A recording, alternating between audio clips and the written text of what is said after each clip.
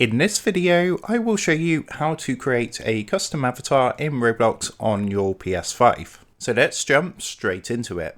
So as you can see, we're here on my PS5 dashboard. Now what I'm going to do is just open up Roblox, and all you want to do is make sure that you're logged in, and then if you come up to the very top, you're going to see the middle option says avatar. So you just want to go to here and press X. And it's going to load up your current avatar. So this way you can come to actually customize your avatar. So what you can do is search for marketplace for specific items, but you can see the option here as well for marketplace. So you can come into here and basically choose your avatar items. And then once you've purchased your items, you're going to see an option here called customize. So all you want to do is press X onto customize, and you can see all your current purchases at the top of the screen. So you've got like clothing, head and body, and so on and so forth. And all you need to do is go ahead and select what part you would like to customize. So say for example I wanted to change the head. You can see I got the smiley face head, but I'm going to change it to the main face. So just go ahead and press X. As you can see, we have changed the head, and it's the same for if you want to change the hair, for example. So I can add some hair, and you can also go into clothing and do the same